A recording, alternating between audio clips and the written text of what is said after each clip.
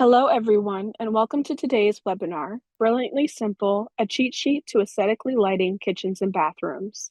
As we continue Kitchen and Bath Month for October, I want to thank Mila for generously sponsoring this month's Design and Business webinar series. Today, I have the pleasure of introducing Patricia Brown, owner of Patricia Davis Brown Designs. Patricia, please take it away. Welcome to Brilliantly Simple, a cheat sheet to aesthetically lighting kitchens and bathrooms. I'm Patricia Davis Brown, and this is a webinar that is CEU approved.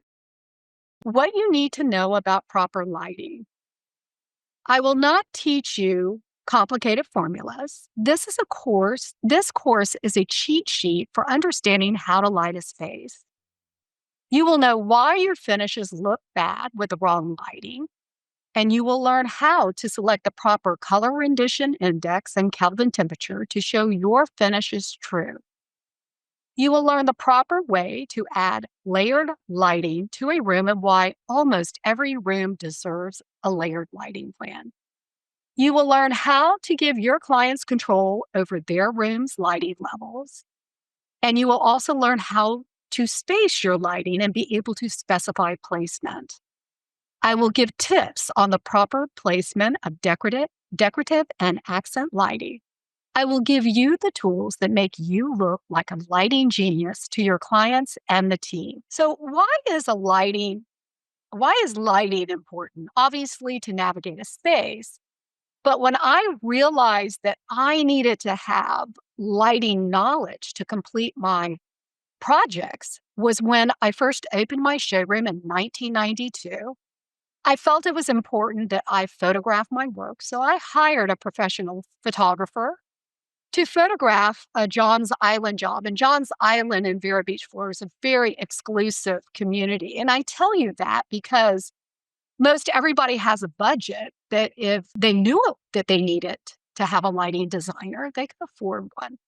And so on this day, we professionally did a photo shoot for this project. And when I got the prints back, I was shocked because it just looked terrible. And the reason was because the lighting was so poor. There really had not been a lighting plan done on it. So this caused me to start looking at the architectural plans that came into my showroom. And they all had what they called a lighting plan. But was it a true lighting plan? And that's what we're going to talk about. But first, let's look at this 1992 kitchen when I had this aha moment that I needed to study lighting and also satisfy my CE. So here is that first kitchen. Again, it looks like a 1992's kitchen, but this really tells the story and I still use it a lot. As you can see, we have a big prep island, and we have a cleanup zone that's a peninsula. We also have a dish pantry. And as you can see, there's just a grid of general lighting in this space. So I think you can tell pretty quick that at night, this kitchen would be difficult to work at the prep island and also at the cleanup zone. There would be a lot of shadows because we only have general floods lighting this space. In this dish pantry, the reason you have mullion glass doors here is so that you can display pretty dishes. And you can't even see them because the architect didn't light it. If you look at the only other layer of lighting this architect had, you can see that it's under cabinet lighting, but it doesn't fit the boxes, the width of the boxes. So you get a blob of light. And furthermore, it's turning my tumbled marble green because it's the wrong Kelvin temperature. We're going to learn about that. So at this point, I realized that I needed to learn lighting because no one was taking care of that. And it really is the cherry on the top of my projects. You know, without good lighting, it's not going to show well. So after learning some lighting this is a 1990s kitchen as well, I began to offer this service to my clients. And they jumped at the chance. And here's one of those kitchens in the 90s. And you can see I've lit the island. So that's our task area. And then if we look at the under cabinet lighting, back in the day, we had incandescent and halogen lighting. So I didn't have LEDs. So I used from a manufacturer task lighting, I used festoon lamps. And they were little xenon 1.8" lamps clicked together. They were called click strips. And I could cut them on any 1.8". So I could fit them perfectly under cabinets. And that's where you see this even illumination across the backsplash. And then in this glass cabinet, it's the color of the dark green island. But notice that you see each decorative plate evenly, right? And the reason for that is I took the click strips and I ran them vertically down each side of the box, and it shines across each shelf evenly. If I had used a puck light, and this was a glass shelf, each shelf gets progressively darker, so it's not even. Plus, when you put something on the glass shelf, it's going to impede that light to shine through. So it's really not. I put a layer of light above the cabinets to graze the wall. And so we have several layers of lighting in this kitchen. And that's the way it should be done. So back in the day, I used to give a seminar locally, how to survive a kitchen and bath remodel. And at each participant's seat, I had these two cut sheets. And I asked the participants to hold up the cut sheet that showed the good lighting. And they got it right 100% of the time, because even lay people can tell the difference, right? So you really want to be able to finish your product in a good light. Now, even today, this is a job, again, in Johns Island that I did this year. And how I broach the topic with my clients is I look at the architectural lighting. And I looked at this one, and there wasn't even a legend, which you see right here. He didn't even have a legend. And so I asked Mr. Meslin, I said, could you tell me who's doing your lighting design? And he said, the architect. They'll always say that because they think it's taken care of. And I said, well, I don't see a legend. So he sent me the light calcs. And I said, that's not a legend. That's not telling me what these lights are. So I can tell you if you have enough light. And so we went back to the architect, and this is the legend that we got. So let's look at it. So here is what appears to be a recessed can light. If we look over here and we find that symbol, it says recessed LED can light. Well, do you know how many recessed LED can lights there are in the marketplace? Many. And each one comes with its own specification. It comes with a beam spread. It could be a 40 degree, a 25 degree. We don't know, because it's not specified. It comes with a color rendition index number, and it also comes with a Kelvin temperature. But we don't know anything. Who is selecting this fixture? We don't know, which means it hasn't been selected in the planning stage. So either it's going to be the electrician or the builder or a lighting distributor. We just don't know. So, and then if we look at the other layer that he has here, it's showing under cabinet lighting. We find that symbol, and it says under cabinet fixture. Well, we know from the two cut sheets that I just showed you, there's fluorescence, there's xenon, there's LED today. We don't know what it is. So that's really not specified. So it's not really a lighting design.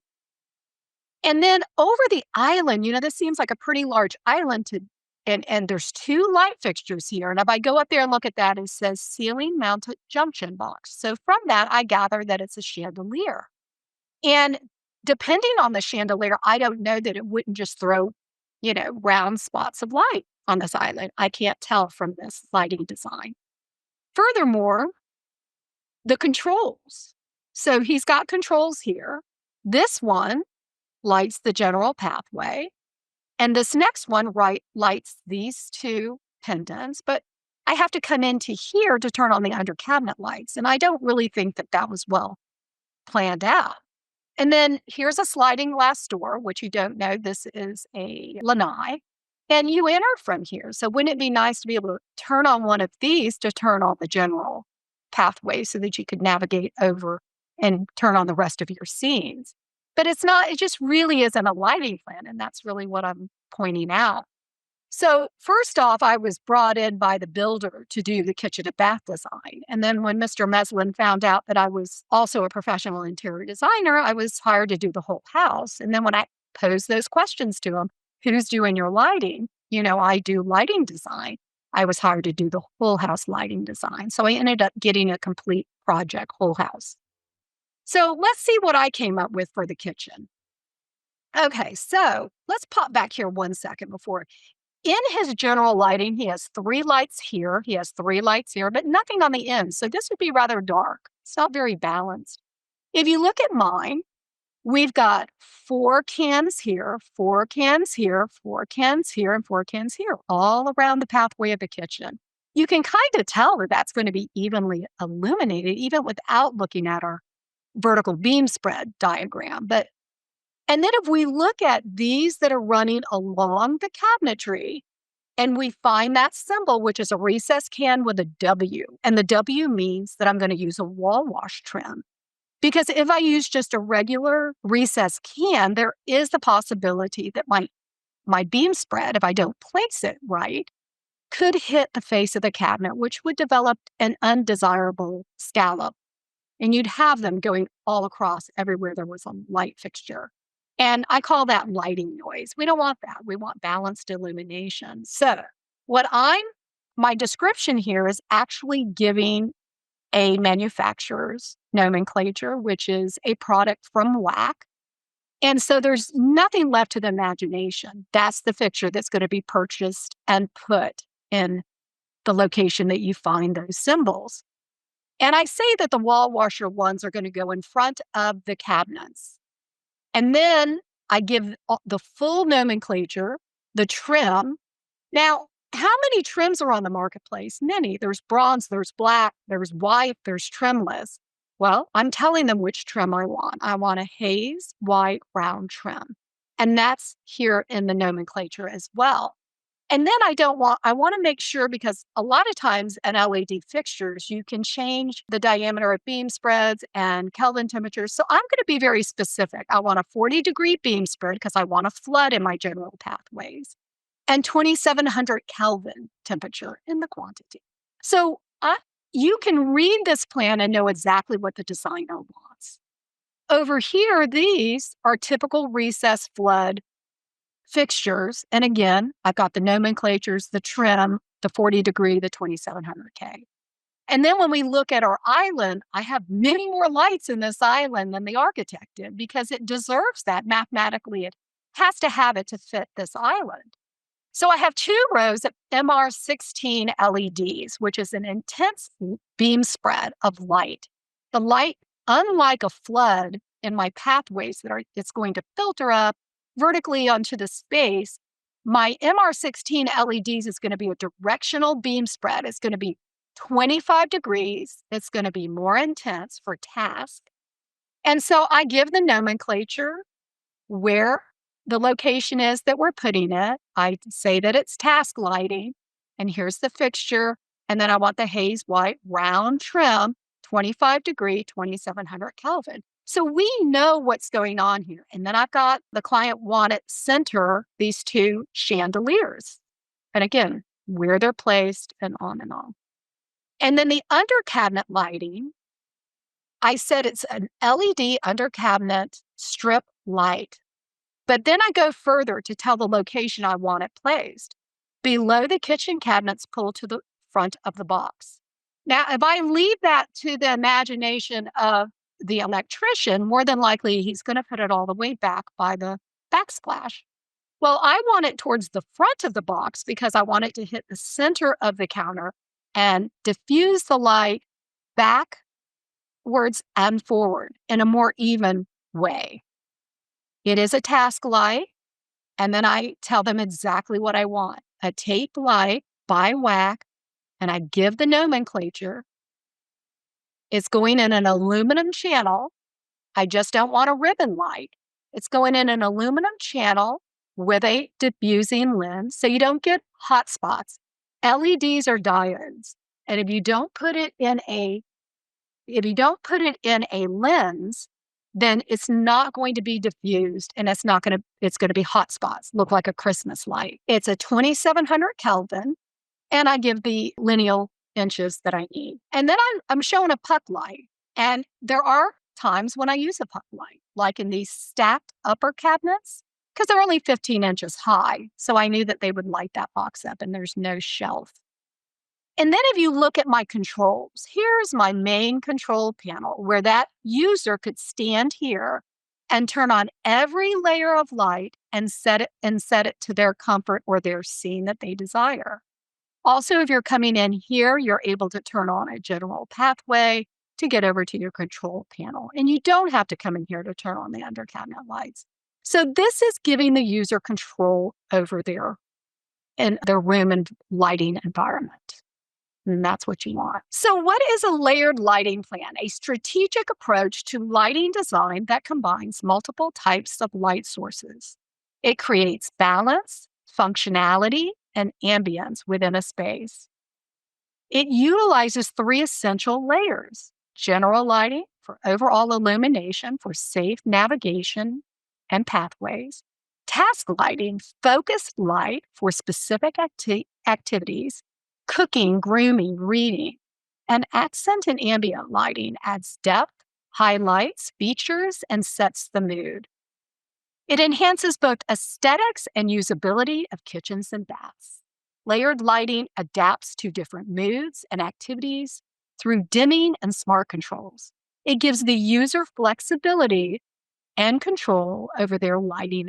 So this kitchen definitely has many layers to it, and that's what you're looking for. That is a true lighting plan. Now let's talk about our different layers and some of my philosophies that I use to get that balanced lighting.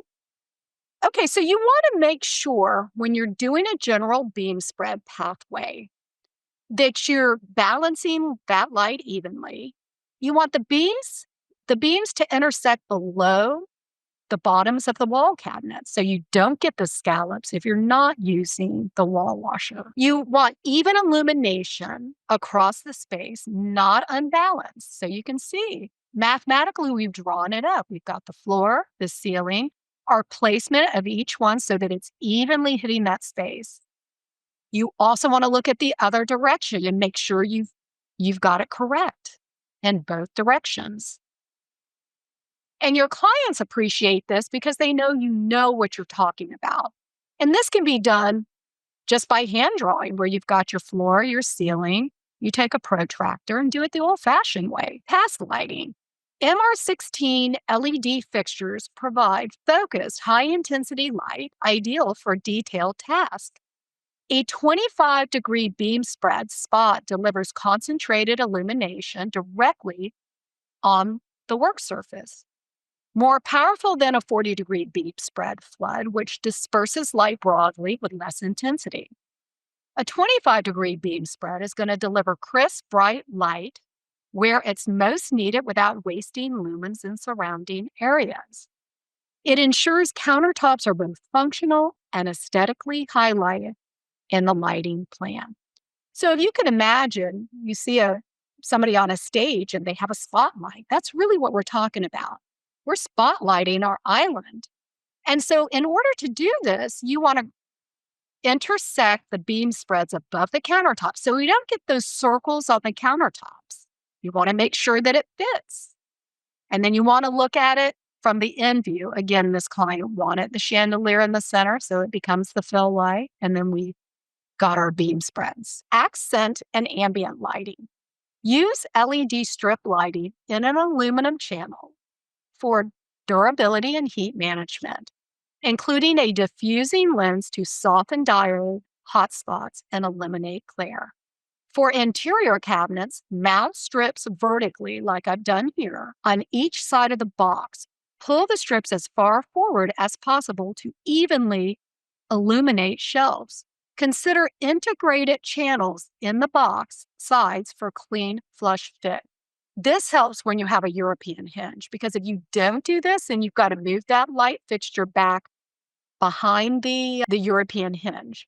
So if you have the cabinetry manufacturer groove a trench, a channel for your light fixture, then it's very easily to put those in and have the hinge go over it, and it's uninterrupted light.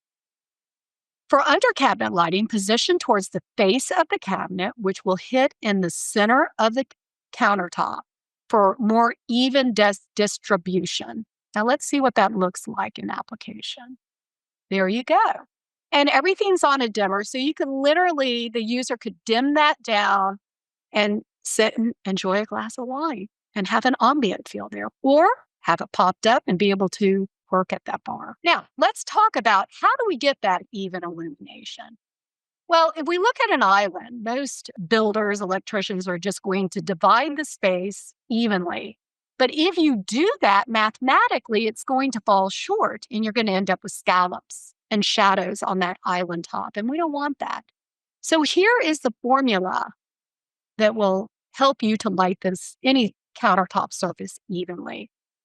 So a beam spread has the center point is the nadir that runs straight down the middle, dividing the cone of light. So you got half a cone on one side and half the cone on the other side. So what you want to do is you want to count up the half cones being used. So this island is 88 inches.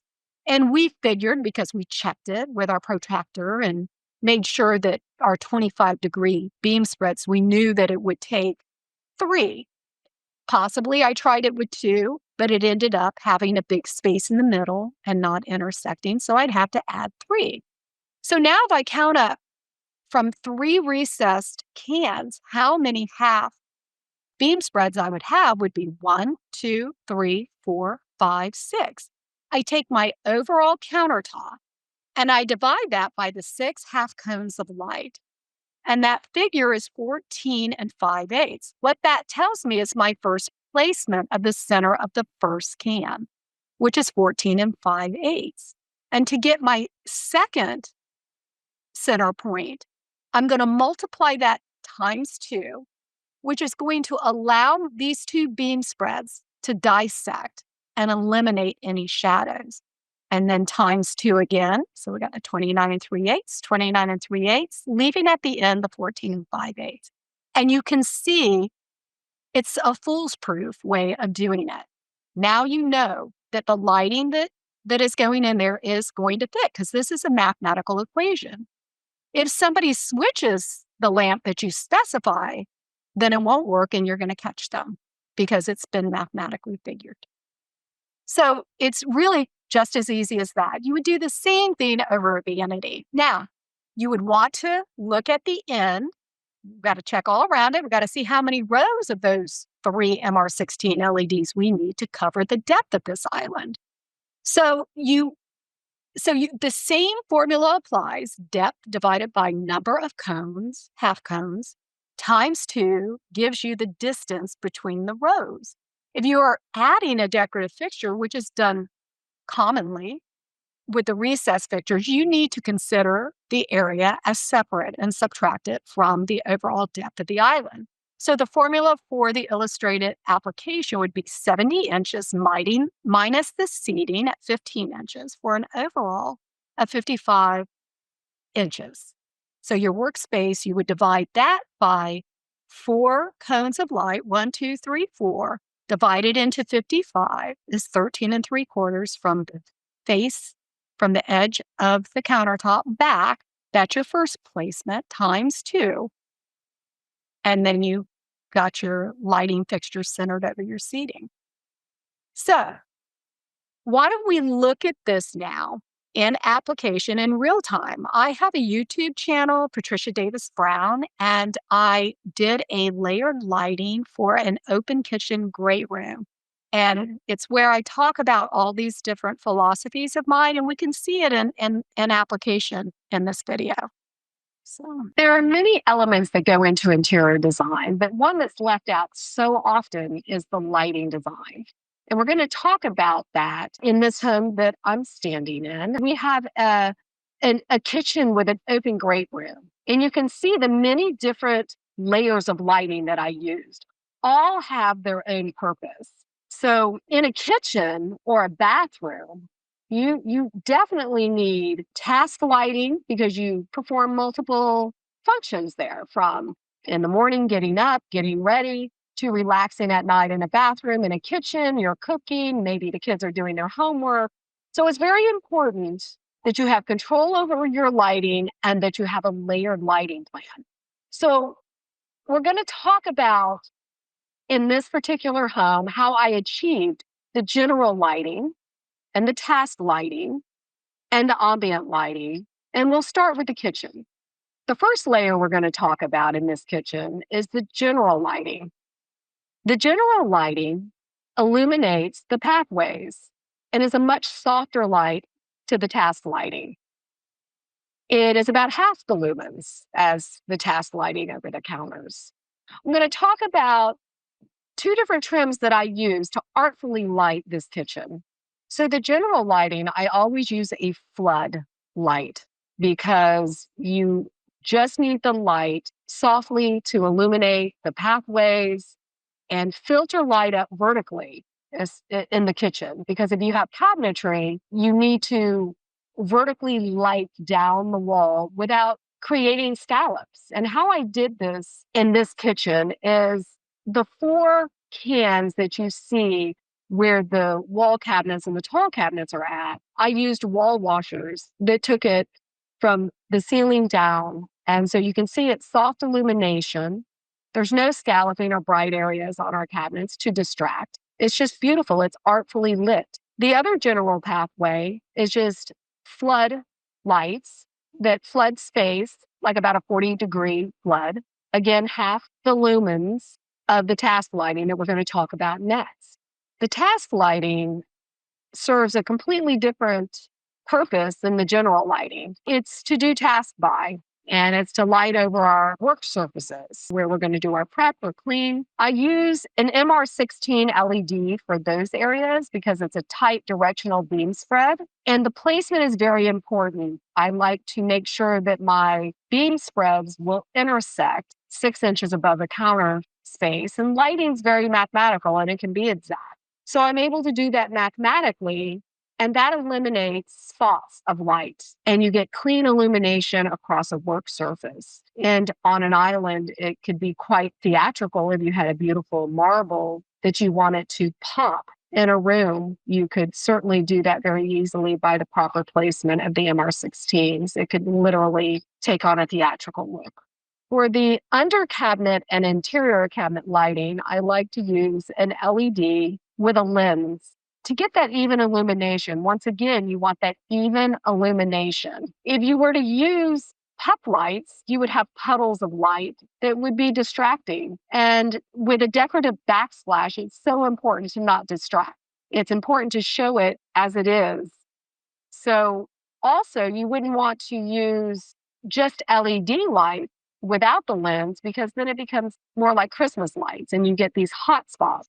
Once again, it just creates what I call noise in the room. You want the lighting to be soft and effective. The decorative lighting is also part of our ambient lighting. It helps set the mood. It also sets the character or the style of the room that you're trying to create. As you can see with these large chandeliers over the dining table, this home happens to be in the Bahamas, so I was trying to get a soft coastal feel, and I think that they do that quite well. Now let's talk about a very important piece to this equation. It's the proper color temperature and color rendition index, the CRI. You need to keep your finish materials true and people that are using the space comfortable. Color temperature refers to the color of the light source itself, while color rendition refers to the relative appearance of colors of materials under an artificial light source. Both are of the utmost importance in the outcome of how one feels and sees the finishes of the room. As an interior designer who wants a space to feel inviting and comfortable, I recommend the color temperature be 2700 Kelvin. When you get to a 3000 Kelvin, it starts to get more like an office and your colors start to gray out. And then the higher the Kelvin temperature, the more grayed out and muted the colors become. It is also important to me to make sure my finish colors of the room are seen how they were intended to be seen. True. I always want to find a lamp with a CRI, color rendition index, of 95 and definitely no lower than 90. With a layered lighting design, you have given the person the ability to create different lighting scenes. And to complete that, you need the controls. You can get as fancy as you want with automated lighting solutions, or just use regular lighting switches. All lighting zones should be dimmable. in order to give the user the choice of the light levels of the room. In great rooms, you can keep the lighting much softer. You can even light the space with table lamp because you're really wanting a cozy, relaxing feel. In this particular great room, I've added layers of lighting and also giving control over certain sections because we have two groupings here. We have a sectional couch where you can watch TV and just hang out, or we have a social gathering space where, possibly you're sitting there having tea, coffee, a cocktail. And I've given controls over both groupings separately so that you can literally have two different groups of people because that's the way this is kind of set up. So I kind of look at how you're going to use the space as to how I'm going to light it. I've also added some accent lighting here with the sconces, and all of it is dimmable so that you can get the scene that you want, that you desire for whatever time of day it is, or however you would like to use the space, you have the ability. Okay, now we're going to look at bathroom layered lighting designing. So, plan lighting by zones. You have the shower. This is a primary bath. You have the shower, tub, vanity, open shelves. Each zone needs proper illumination for its specific activities that happen in a bathroom. Lighting layers for the bathroom as a whole are general, which is overall, brightness for safe navigation, task, lighting for grooming, shaving, reading, and accent, ambient lighting, which is in the open shelves here for mood. Shower and bathtub ensure safety and create a relaxing atmosphere. Vanity, task, focused lighting for grooming, and open shelves for ambient. So let's talk about how to light a vanity. The same principles apply as we talked about over a countertop. You look at the overall width and you do the half cones, 1, 2, 3, 4, 5, 6, divided by the overall width. And the first one is 15 3/4 times 2 times, and now you can see it's crisscrossing about 6 inches off the countertop. So we have perfect illumination there. But then you don't want to forget about cross lighting at a vanity, because if we just light from the ceiling, what's going to happen is it's going to develop dark shadows under the eyes and on the face, kind of like an Edgar Allan Poe look. And that's not desirable. So we need fill light, and that's what our sconces do for us. And then here I'm using the LED strip lighting to shine evenly across each shelf. So the MR16 LED recessed cans at ceiling with 25-degree beam spread for even countertop illumination. Sconces provide a complementary fill lighting layer across the face. It eliminates shadows on the face for grooming, shaving, and makeup. Optimized task lighting ensures clarity without glare. Layered approach, recessed cans, sconces for soft fill light. Tips. Position sconces at eye level to enhance even facial lighting. Now let's see this primary bathroom finished with the lighting. And you can see that whoever's using this bathroom has complete control because all these are different zones of light that you can dim or omit. So let's say you get up in the morning and you're getting ready for the day. Well, you're going to need this in full force, right? Because you're either shaving or putting on makeup. You're getting ready for the day. But then at the end of the day, when you come in, like I like to do, I like to soak in my bathtub. I do have MR16s that shine down on this bathtub. Very rarely would I put those on because typically I'm relaxing, but maybe somebody's going to read a book or maybe they're going to shave there and they would need that. They'd have the ability to use it. I personally would soak there. I would turn off all the other layers, but just a little glow coming from my shelves. I would dim it down, have my candle and possibly a glass of wine. And then I'm decompressing. So that's what a primary bathroom needs to be more spa-like because you do more than one activity there. Now, let's get into the color rendition index and the Kelvin temperature because this is so important for us designers because we work so hard with our clients to pick, they're beautiful finishes, and we certainly don't want them changed at night when the lights come on. We want them to read true. So how do we do that? Well, we need to pay attention to color rendition index, CRI. It measures a light source's ability, an artificial light source's ability to accurately reproduce colors on a scale of 1 to 100, with 100 being the most accurate. So back in the day, in the 80s, when I started in this industry, we were dealing with incandescents and halogens. And that was easy because they were 100 CRI. But when LEDs came on the scene, it was very tricky. And a lot of people just didn't know how to use them. They thought they wanted a bright light. And I walked into places that they're using 4,000, and it's just a sick environment. Everybody looks grayed out and not well. And in some cases, I've had clients, tell me that they have terrible headaches. And when I walk into their home, I'm able to see that the lighting had a lot to do with that. And we relamp and we eliminate that. Color temperature, kelvins, describes how the light itself appears, measured in kelvins, ranging from 1000 K, which is very warm orange red, hot, to 10,000 K, cool blue. 2700 K is recommended, as it closely mimics a comfortable incandescent light. At 3000 K, colors, including skin tones and materials, start to appear slightly washed out. So it's kind of common now to find LEDs at 90 CRI. Used to, they were coming out at 80, and they were really bad at first. But now 90 is pretty common. But if you have it in the budget, I would push for as close to 100 as I could get. The last I've looked, it's 95 is the highest you can get. It may not be perfect, but you give up a little bit for energy efficiency. So now I went to Ripple and Associates in Ultimate Springs, who has a lighting lab. Lighting labs are great for testing these theories. And I did a video which shows what different Kelvin temperatures can do to artwork, which is colors. So let's take a look at that video so we can see exactly what we're talking about.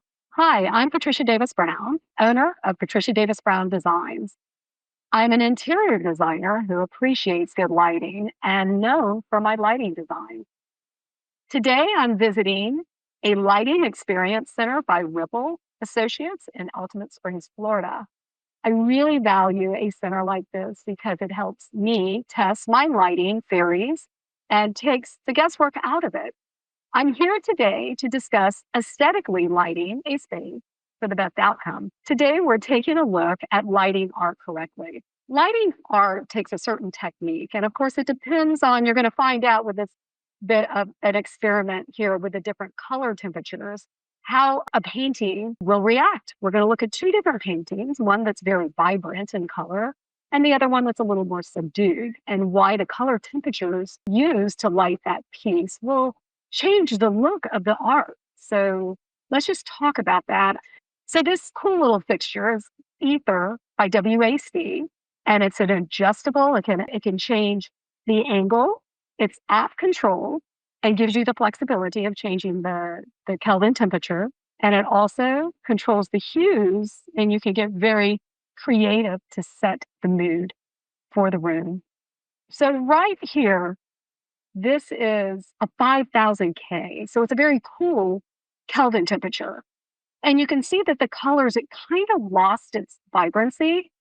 So if we drop down to a very warm 2700 Kelvin temperature, the colors become more vibrant and you see the warmth, because this particular painting has a lot of bright golds and reds. And so this would be a desirable look. Now, depending on the location of this piece of art, if it was in a family room, the 2700 K would be my choice, because this particular painting has a lot of hot colors. There's red and there's gold. And so the 2700 K brings out the vibrant colors that you see here.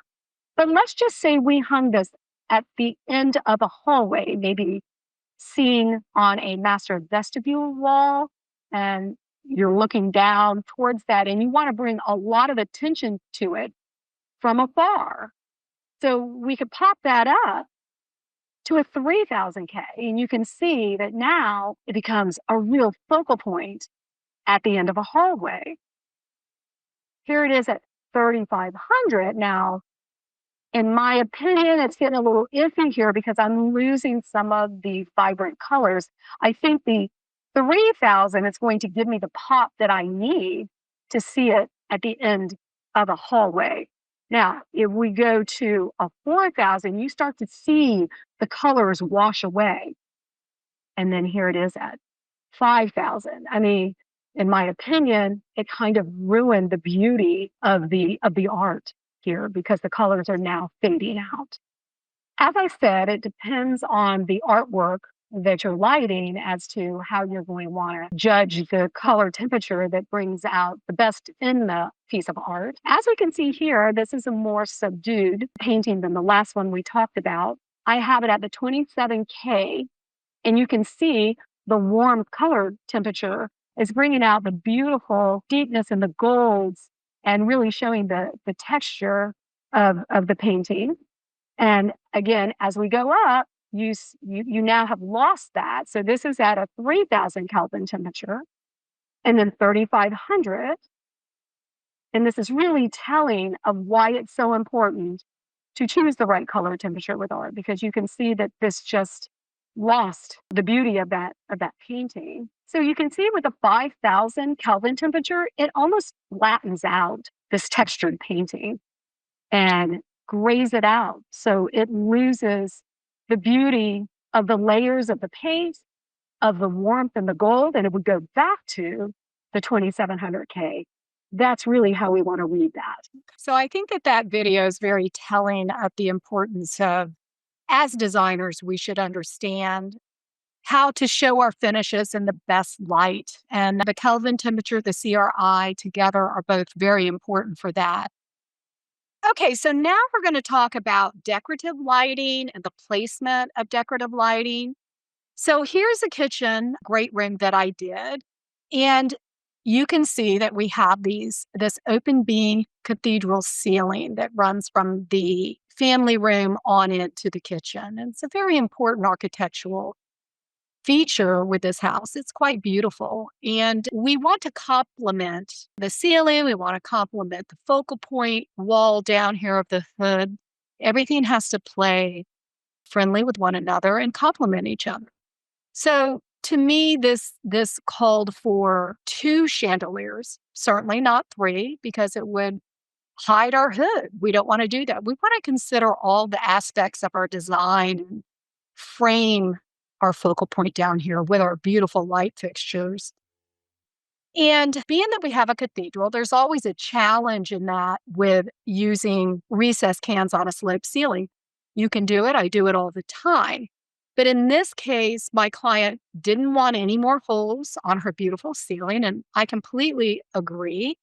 So we chose these Sonoman chandeliers that were very simplistic and I knew would offer a lot of lighting shining down on our countertop surface where our cleanup zone and our prep area was at. And they do that quite well. So another thing that we've got to look at with placing chandeliers is how do we determine the height? So the height above a table or an island, standard recommendation is 30 to 36 inches above the tabletop for an 8-foot ceiling. Most of us today in new construction are dealing with a 10-foot ceiling. So you would need to add 3 inches for every extra foot of ceiling height. This ensures it doesn't obstruct views across the table or people standing there. You also have to take into consideration if a tall guy lives there, right? I mean, if you've got a 6'6" or 6'7" guy, you've got to make those adjustments and also think about the fixtures that you're picking. You know, you don't want anything that would crowd that person. You want to be able to light that surface, be functional and comfortable to the users. The table size and chandelier proportions Chandelier diameter should be roughly a half to 2/3 the width of the table. For multiple chandeliers, space them evenly so they feel balanced and maintain a visual alignment with the table section. Again, I can't stress enough how important it is to draw these things up in an elevation. And even if you don't have a block drawing of that specific design of that decorative fixture, you can block it out in a square or a rectangle, take the widest width, the highest height, and then be able to place it to where scale wise it fits our room. And to me, that is the best way. And then when it comes to actually them being hung, I like to be there because we might change our mind by the look and feel of when you're actually standing there. Now, room and table layout. This is so important. Ensure that the chandeliers are centered over the table in the room. And what I mean by this, if you look at, let's say, an architectural, many times they have a light fixture in the middle of a dining room. But how many dining rooms just have a table? Most of them have a break front or a hutch or something, which would shift it over, would shift the table over. And of course, the light fixture would follow because it would just be like an eyesore to not be aligned with the center of the table. And rectangle tables, you might want to consider linear arrangements of multiple pendants. I do that a lot. Or go with a linear chandelier like I did here. This is also a Sonoman. They play well together. They're not in the same suite. Sonoman is a line that I found a long time ago when I had a very difficult foyer, three-story foyer to light. And what I love about this company is I can build a chandelier, build a light fixture. They give you the components and you can make it fit your space. So you might want to write that down. Sonoman is really good for being able to customize chandeliers and lighting in general. So now let's talk about lighting at a vanity with our decorative. There's lots of different ways we can do that. In this particular picture here on this bathroom, I used a Hubbardton Forge pendant, very narrow pendant, but it has a great light output that comes across in all directions.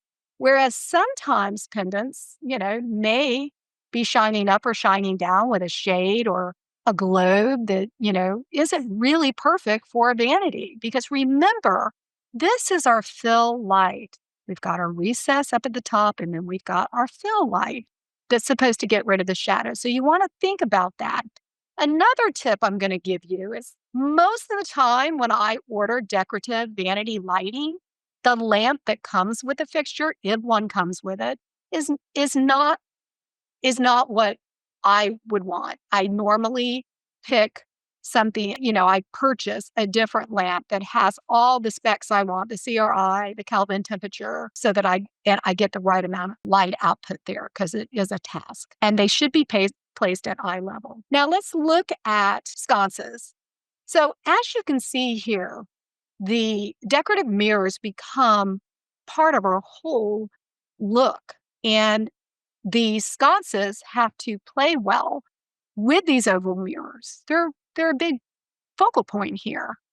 And it was apparent to me that we have to be centered on these ovals, which means that the placement of the mirrors and the sconces become one because I don't really have a choice where to place them. If I had moved those sconces up higher, it wouldn't look right. If I moved them lower, it wouldn't work right. So I consider them as one unit, and then I adjust them for the user. And you want to be equal distance when I'm using 4 sconces like this, equal distance from the drain in this direction and that direction. Same thing here and there, so that you're getting that even illumination across the face on both the his and hers. And here's an interesting one. We don't a lot of times use chandeliers. This is a very dramatic powder room, and I happen to be using chandeliers. Now, and this is also very telling in the fact that if you leave placement of where the holes are going to be in the ceiling that the electrician pulls that wire down, more than likely, he's going to think logically they would be further in, not knowing that the designer had picked these wide chandeliers and they would have overlapped our mirror. So another reason why you need to draw that floor line, the ceiling line, put your vanity there, draw in your decorative mirror, and then position those chandeliers correctly. I like to make sure that the guy in the field has all my center lines of my placement of where pendants are coming out of the ceiling, sconces are coming out of the wall, because otherwise they're gonna end up being moved and patchwork and becomes costly and change orders, and you don't want that because you're planning for it. And the mathematics you do ahead of time. Just make sure that the right people get it. So that is the end of my seminar. Thank you, and reach out to me with any questions.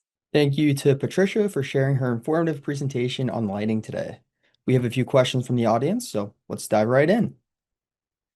Patricia, the first question, they're kind of similar, but Richard and Joan are wondering, how does ceiling height affect your formula for spacing? Well, the spacing is ceiling height. You consider it when you're talking about the candle power or the lumens, right? So you need to, I do a formula to figure that. It really doesn't affect my spacing because it's really the countertop size, right? Or what it is that I'm going to be lighting. You have to do the beam spread. So let's say it's over an island and I'm doing the 25-degree beam spreads. I've given the formula to everybody there.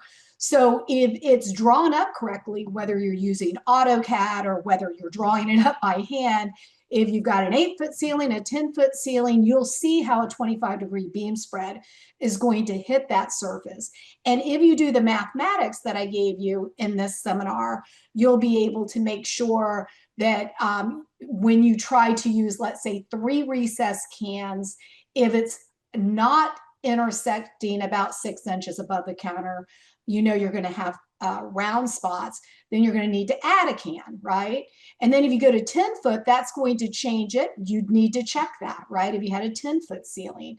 So it's kind of a mathematical equation, which is what I put out in this seminar. And if they follow that, they can look like a genius to the team. Thank you for sharing. A PDF of today's presentation will be included in the attendee thank you email for reference. So our next question is from Doug. How many lumens do you try to achieve on counters?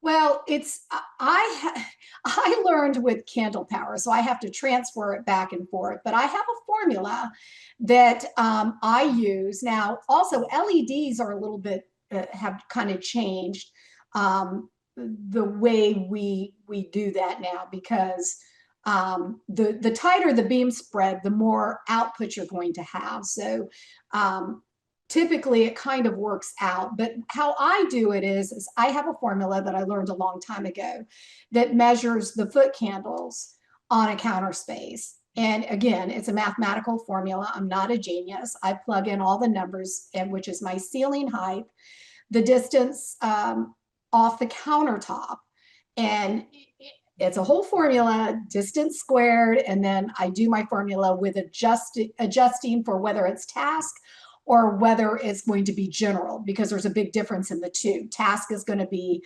more powerful, and general is going to be for navigation. But it is a formula that I use. And for those that don't have a formula, you can get with me, or you can talk to your lighting distributor about making sure that you're going to have enough candle power or lumens at that countertop, especially with slope ceilings, because you don't have a flat 10-foot ceiling. You're going to have a different dimension as the ceiling changes. And so you certainly want to make sure that if we're using the 25 MR16s, you can ask your distributor, such as if it was black, for instance, is this going to be powerful enough of a lamp, LED lamp, to hit this space as it goes up to 11, 12 foot. And they're a good source, and they will help you. If you do want that formula, again, mine is in or candle power. Just reach out to me and I can give it to you. Patricia's contact information will be in the attendee thank you email if there are any follow-up questions. But all right, an attendee is wondering, little bit more of a personal question, but do you do lighting control systems in some of your kitchen slash great rooms? Yes. I personally don't, but I work with the automator. It's very important to me. Depending on if they're going to go with something like a Lutron system, a Crestron system, there's many out there, or just standard dimmers. How I get involved is where we're going to place them so that somebody isn't running around the room to set their scenes. Where is our main panel going to be? If there's multiple ways that you enter a home, like most of our homes today, where is that main panel going to be? And if we're coming from, let's say, the lanai, you know, and my customers involved in this as well. Like, how do you want, where are you going to be entering most of the time? And you have to have those discussions. But the lighting controls are as important with our layered lighting. Thank you for that. Brenda is wondering, what Kelvin is the closest to daylight? Well, it's really about how the Kelvin temperature reads your finishes, right? That day lighting and all that was introduced by the lighting manufacturers to give that layperson, some idea, and it never did work because every manufacturer had their own theory on what that was. So you're going to be safe to go with a 2700K, which mimics the closest to an incandescent or a halogen, which used to be 100 on the CRI index, which we didn't even have to think about it. It always read our colors true. And today's world with LED lighting, they're more efficient lighting, but the colors can get wonky. So you really want to be that professional that understands that you've got to go with the ratings, the Kelvin ratings. And so the best advice I could give you on that would be 2700 Kelvin. Your contractor is going to safely say 3000 everywhere. It's not what I would choose, but as a designer, I know that 2700K is the way to go. And that's what I advise my clients. So if you're in an office, 3000 would be fine. And you'd want to use that, relamp the whole space at 3000 Kelvin for a commercial space. Wonderful. Thank you for sharing those details. Mm-hmm. Jane is wondering, how do you effectively adapt the three types of lighting combination to the more common medium to small spaces? It's the same. You still should give the user control over their space. My countertops can't be lit by just one switch, right? Listen, I light guest rooms with layers of lighting. I'm sorry, guest bathrooms, which we know they're small. You've got a place that you bathe or shower. You've got your zone for your task, which is going to be over the counter, over the vanity, with also cross lighting. It doesn't change. The principles are still the same. Just because your space is small, you still have to have your different layers for the different reasons that you would have them. Wonderful. Moving on to our last question of the day from Andrew. Do you ever mix Kelvin colors apart from the example you gave for the lighting artwork at the end of the hallway in your presentation? Typically not, but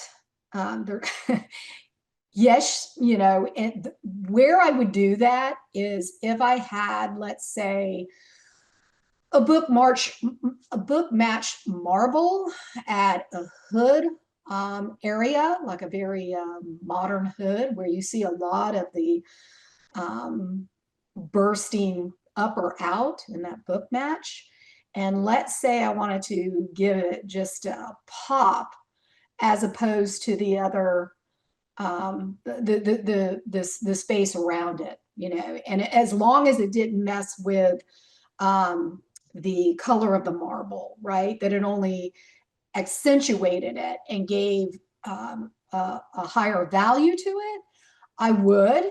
But I would test that before I did that. Like, what is a 3000 Kelvin going to do with the color of that marble? Because as we saw with the paintings, that it started to flatten it out. It didn't, on that watercolor, really didn't help that any to go up with the Kelvin temperatures. But they're, if you have a very vibrant marble that has a pattern and you're trying to show it, the book match almost like a church-like, yeah, I might pop a 3,000 right there in that one can. Patricia, before we end today, do you have any final thoughts for our audience? The importance of finishing your project is the lighting. And if you don't, as a professional, step up and learn basics of a layered lighting plan, then you're failing to do that, in my opinion, unless there is a lighting professional on the project, which is fine to pull that lighting professional in, because as the professional designer, you want to be able to complete that team for your homeowner with all the players in there. If you're not that person, then you need to have that person in there. So just do not leave out the lighting, because then your project will look like that kitchen back in 1992, a flop, and you don't want that for your client or you.